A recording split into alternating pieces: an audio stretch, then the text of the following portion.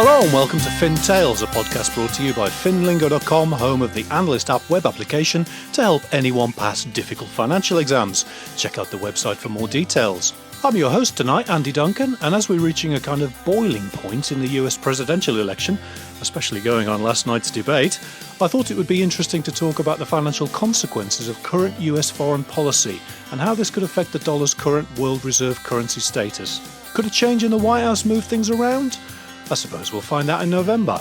I'll be speaking with Patrick Barron, who's an American economist and who's spoken internationally on such affairs, including in the European Parliament, both in Brussels and Strasburg, and at the Institute of Economic Affairs here in merry old England, in London. In addition, he's also a regular guest on different news channels around the world. Good evening, Patrick. Good evening, Andy. Before we get going, I just need to know, where are you located currently in the United States? I live in Westchester, Pennsylvania, which is the county seat of a county near Philadelphia. So when people ask me where I live, I just say Philadelphia. I've never been to Philadelphia. They've got that Liberty Bell there, haven't they? And they wrote the Star-Spangled Banner, didn't they? Yeah, there was something about we declared our independence from some country here. I forget what the country was now, but it's kind of a long time ago. I love the Queen Elizabeth 2016 kind of campaign, "Make America Great Britain Again," right. which I thought was quite good. I love it. Yeah, I love it. Well, I'm quite an Anglophile myself, because I lived in England for 4 years when I was in the Air Force, and I'm not sure. In fact, I have advocated the United States should drop out of the UN and join the Commonwealth of Nations. It'd be a much better organization. Splendid. I'll buy you a gin and tonic if that happens. Okay, let's get on with the show then. So, in 1961, President Eisenhower, he warned Americans to be wary of the military-industrial complex. But somehow that sort of set a match to the whole thing because, first of all, the US then got straight into Vietnam and grew massive in a military way. And the military-industrial complex has grown ever larger ever since. Can you give us some idea of the scale of US military global spending? I knew that the U.S. spent more than X number of nations combined following it, and it turns out that it spends more than the next 7 nations combined. In fact, it spends roughly 2/3 more than China. Well, it spends twice as much as China, plus a little bit. Then that is followed by Saudi Arabia. Surprisingly, they're the number 3 nation in the world in military spending, and then followed by Russia, the United Kingdom, France, etc., and Japan. So we spend more than all of those nations combined.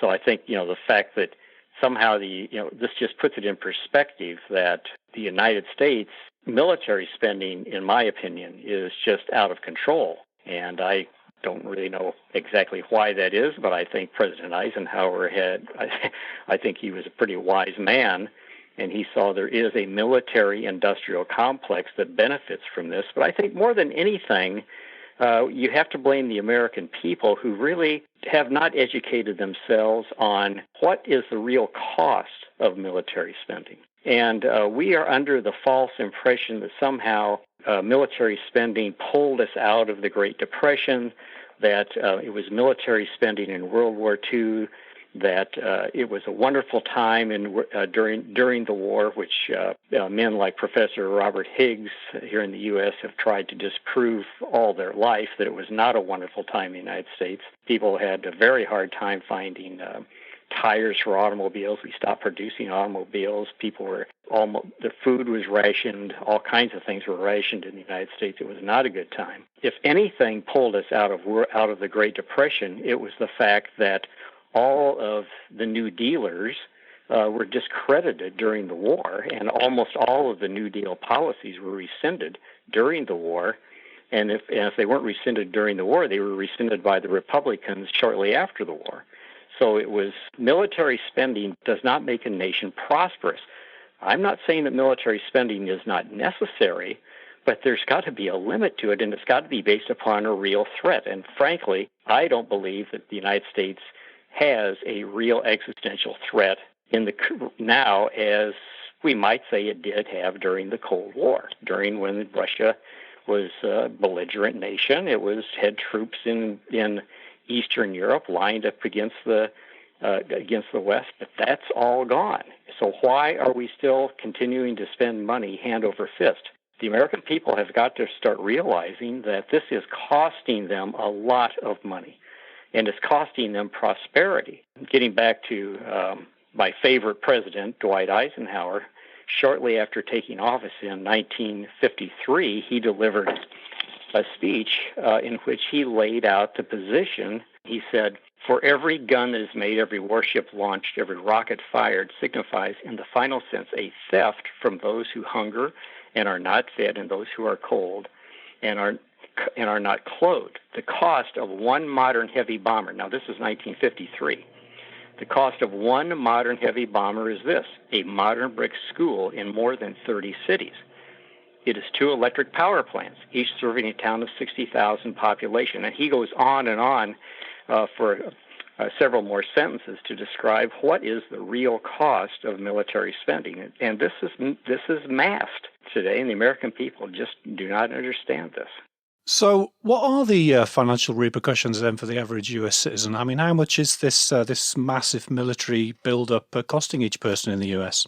Well, we're spending roughly $600 billion. So I think, if you want to divide $600 billion by our population of 300 million, I don't know, what does that come to? $2,000 a person or something like that? I think so. So that's what it's costing for every man, woman, and child in the United States. And, so what could we all do with $2,000? Well, I think, people could get their kids' teeth straightened.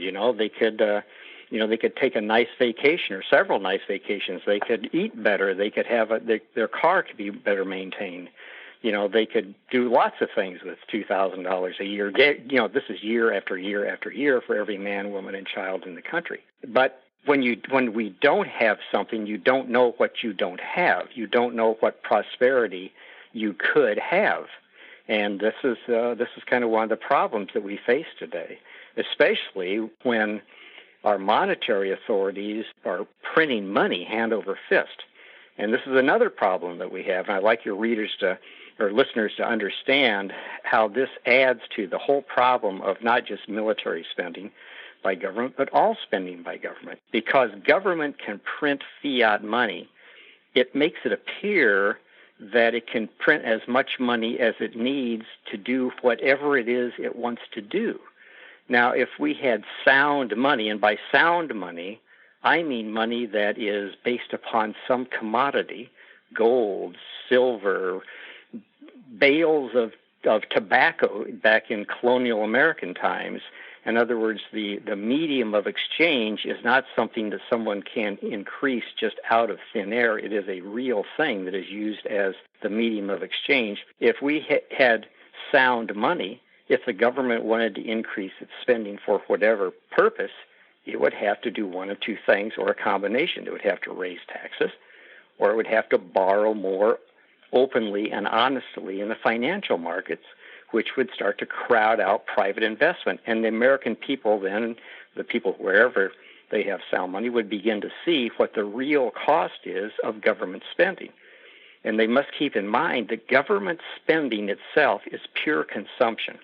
And you say, well, how can it be pure consumption? Well, because we have to keep taxing people to continue whatever it is we're doing, then that means it's just consumption. For others, we don't get taxed to go to the grocery store. The grocer makes a profit, and he replenishes his grocery store with the food items. So this is productive, wealth-generating activity. But military spending, welfare spending, subsidies, all kinds of government agencies, the American people are being taxed year after year after year for these non-wealth-generating activities that we somehow think that these are necessary, and they're just plain not.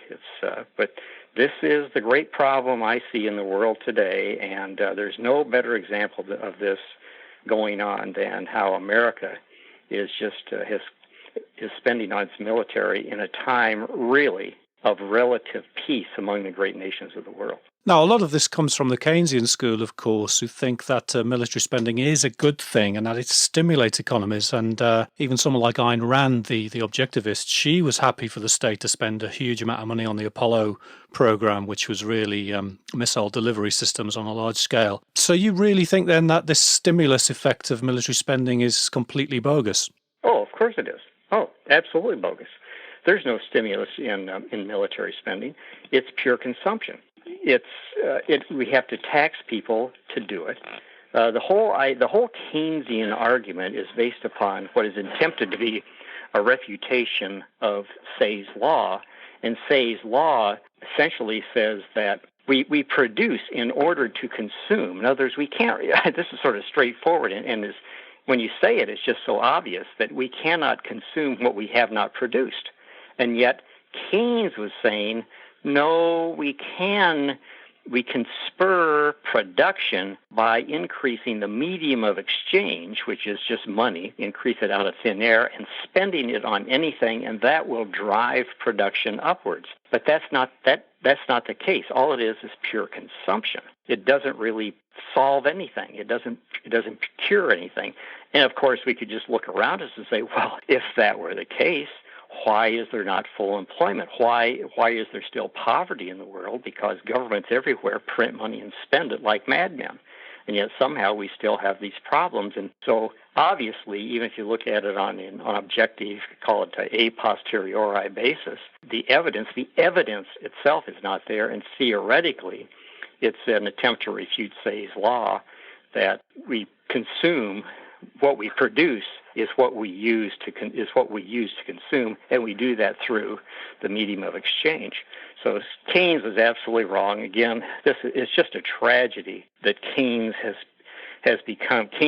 has become the dominant economic philosophy of the world. But I think it's very easy to see why this is the case, because Keynes told politicians exactly what they wanted to hear. What do politicians want to do? They want to spend money, and they don't even want to have to prioritize what they spend money on. So Keynes said, you should spend money. You don't have to tax it, just print it. And it doesn't matter what you spend it on. Pay people to dig holes in the ground and then pay them again to fill the holes back up. Well, that was manna from heaven for a politician to hear. And so that's why politicians are all Keynesians, but the rest of us should be very leery of all of this. But the media, and unfortunately the dominant economic theories in all of the major universities now is all Keynesianism and econometrics, and it's all nonsense. Now, America itself has been consuming 70% in the economy and producing 30% for 20, 30 years now. And maybe people think that's going to go on forever, but a lot of this has been paid for by the US state debt, which I think even at the most conservative estimate is $20 trillion. And that excludes all the kind of agency debt of Fannie Mae and Freddie Mac and so on, and all the state debt and all of the unfunded liabilities for Medicare and Medicaid and so on. So the whole cost of everything could go up to something like $80 trillion. Now, Herbert Stein, he's a kind of a Say's man. He invented a financial law saying if something cannot go on forever, then it will stop. And all empires eventually end. So the Roman Empire ends, the Spanish Empire ends, the British Empire ends. And they usually end when they can't afford to pay for their militaries anymore, and they just run out of wealth to pay for the militaries. How do you think this American NATO empire is going to end? Is it going to run out of funding for its military, or do you think it can go on forever? No, it cannot go on forever. This is a one-time spending spree. This is a holdover from the great Allied victory in World War II, and then what turned out to be the successful end to the Cold War. So America has, from those two events, the World War II victory when we were the dominant military power by the end of the war on the Allied side, and then, of course, we were the dominant military power that faced down the Soviet Union for all those years. And fortunately, that conflict remained just a cold conflict.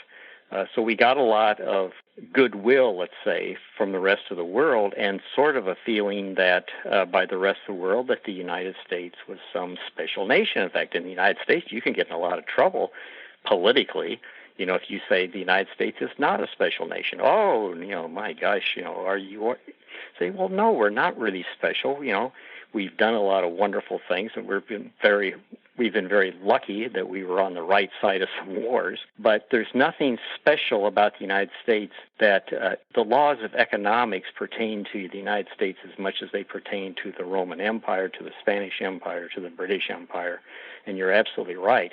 When our mutual good friend Godfrey Bloom, who's a former member of the European Parliament, has said that all empires expand until they collapse, and it appears that that's what's going to happen to the United States. Now, what's going to bring that about? I think that what could bring that about would be military defeat someplace.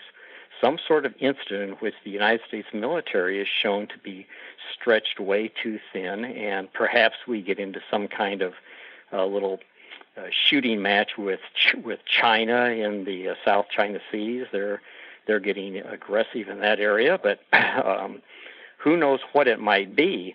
Perhaps a great military, some kind of military conflict in Syria where the Russians and the United States are on different sides over there. In fact, I'm very worried about that because it looks like it could become a flashpoint where the Russians shoot down one of our planes or we shoot down one of the Russian planes or something, and who knows what could happen. Lots of things could happen to show that the United States really is not dominant militarily, that we're stretched very thin. It could also be a case of loss of confidence in the dollar.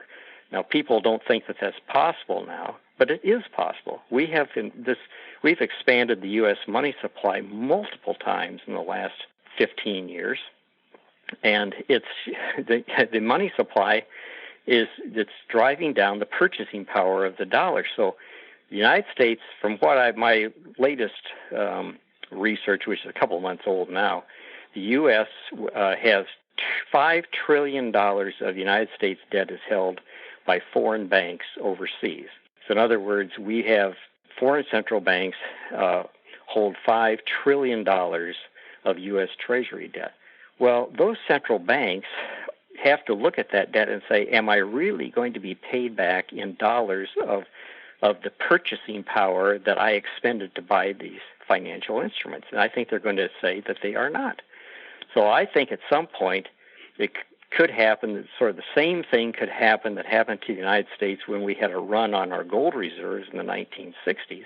Some major central bank, and it might be China, it might be Japan, who knows who it might be, would just start getting rid of it, starting to quietly, it hopes, get rid of its treasury debt. And suddenly there's a run of people who want to get rid of their treasury debt, and that would mean that treasury debt would be discounted. And there's the old inverse relationship between the cost of a bond and the interest rate. That means that American interest rates would go very high as all these dollars flow back into the United States. So that could trigger that. There could be a run on the dollar. It's going to end. Herb Stein is absolutely right that trees do not grow to the sky, and that which cannot continue forever will not continue forever. We just don't know what might trigger it, but we know theoretically that you cannot continue to print money. You cannot continue to run massive treasury debt year after year after year forever and have foreign countries, which means that foreign savers, continue to subsidize America's spending spree. It is going to end. Now, we've seen a lot of vitriol in the US presidential election in the last few days. Yesterday, we had Donald Trump being accused of being a misogynist. And in turn, in the debate on television, he said that Hillary Clinton would be in jail if he, Donald Trump, was president. Do you think the result of the November US presidential election is going to make any difference to this US policy? Could Trump, for instance, adopt a Ron Paul-style policy of bringing home US troops to just be within the continental United States? Well, I think that it's possible. In fact, that is my hope.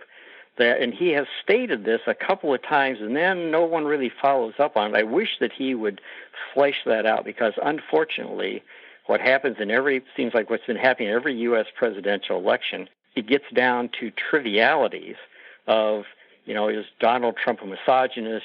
Did Hillary Clinton, abuse her power while she was Secretary of State and use some unprotected email server? And I guess that is important, but it gets down to more personalities rather than really real substances. But from what I have heard Donald Trump say in the past is he has questioned, why does the U.S. have so many troops overseas? And again, I just looked up, we have approximately 800 military bases around the world. Some of these are just little radar facilities, but some of these are giant complexes. 70 years after the end of World War II, we still have 30 military bases on Okinawa alone. Why are they still there? Japan's the third largest economy in the world. It can defend itself. Why are we still in Korea? South Korea's economy is many times that of North Korea. South Korea can defend itself very easily. And, so what are we doing? Again, it's sort of this momentum that is carrying over from again, it's the military-industrial complex, and somehow the belief that, if the United States started retrenching its military, that the American economy would go into a horrible recession. But the recession the U.S. economy probably would go into if we drastically reduced our military spending would just be a one-time correction to put the U.S. economy back on a sounder commercial footing instead of just becoming sort of a mini Soviet Union that spent all of its wealth on the military to prop itself up for decades until it finally just collapsed. I am very concerned about, the American military being all over the world. And if I might just continue that vein of thought, I'm also very concerned about the U.S., sort of our guarantee of that we're going to intervene on almost anyone's behalf against anybody that threatens people. So we have, especially in Europe, at the end of the Cold War, from what I've read, President George Herbert Walker Bush number one, promised Mikhail Gorbachev that NATO would not expand 1 mile to the east. So far, we have expanded right to Russia's borders. We have 13 new countries have been allowed to join NATO. All of those were former members of the Warsaw Pact. They have added nothing to NATO's security. All they are is a source of contention, of confronting Russia, sort of an in-your-face type thing, for a reason that I frankly cannot understand. Russia actually made several attempts over the last 20 years to have a rapprochement with Western Europe. It wants to be more of a partner. At one time, Vladimir Putin said that he wanted to be part of NATO too. For Pete's sakes, Russia was our ally in World War II.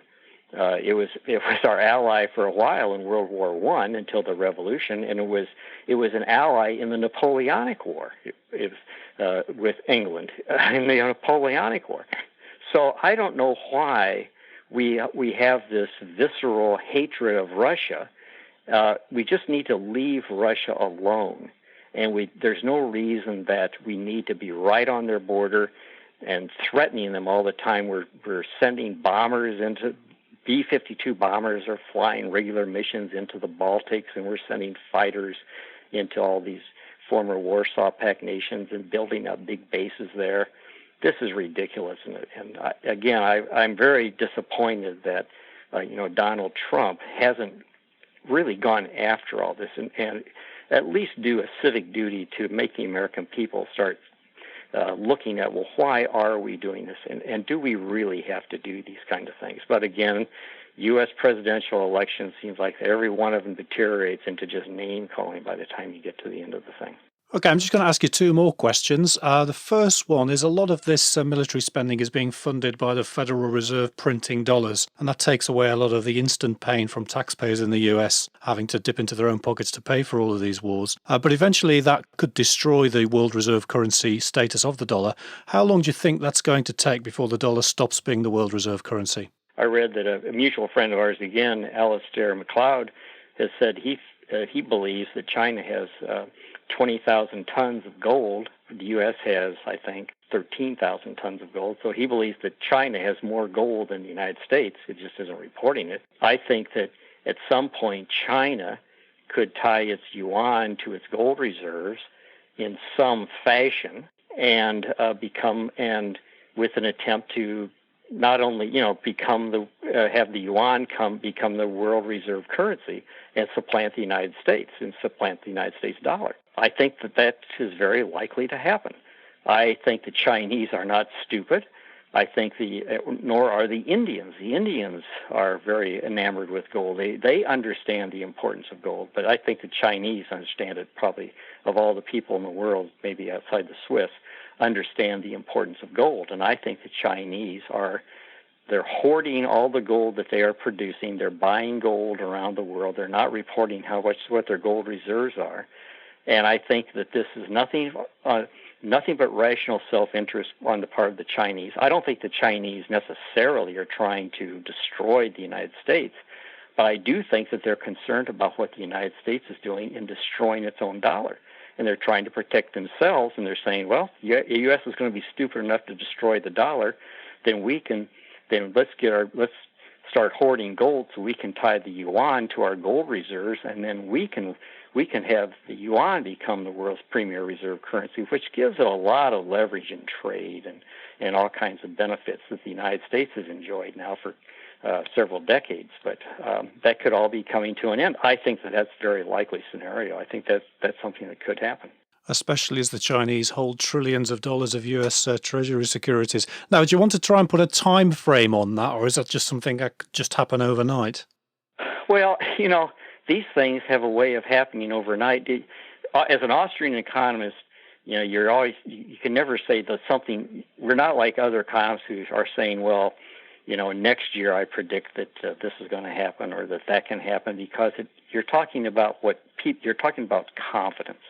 You're talking about when does a loss of confidence occur? Well, that's a hard thing to put a time frame on. It could be an incident that causes a loss of confidence, or it could be that the Chinese, for example, just say, we're just now letting the world know that we have all this gold reserves, and we are going to back the Chinese yuan at some rate. And we're going to be willing to redeem yuan for gold. Well, let me tell you, that would be a tremendous an event in the world, economic event and geopolitical event in the world. I think the Chinese, when I say that they're playing the long game, I don't mean to say that they're playing the long game in any kind of adversarial context.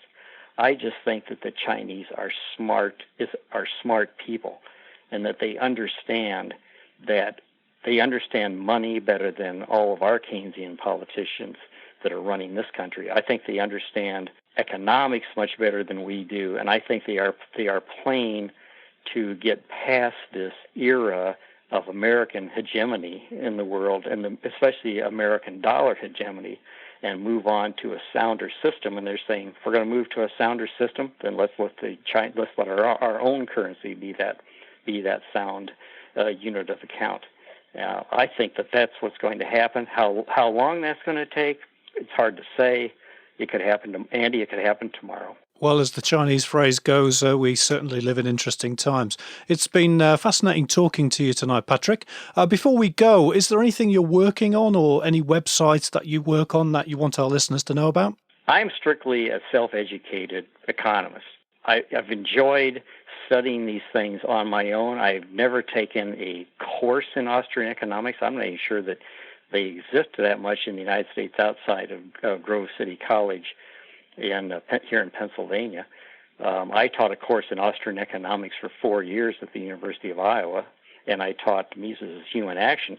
But your listeners can become educated in Austrian economics by going to my favorite site, which is Mises.org. That's named after Ludwig von Mises, and it's Mises.org. There's a wealth of information there, and I'm rereading Ludwig von Mises' book Liberalism. And it's amazing, Andy. I would recommend that you reread this book. Liberalism explains so much of how the world is going, and this book was written in the 1920s, and even then Mises anticipated the problems that Europe would have in trying to establish a United States of Europe. It's amazing. He talks about the attempt to build empires and the problems with building empires and why they always fail. So all of von Mises' books, including Liberalism, can be downloaded for free from the Mises.org website.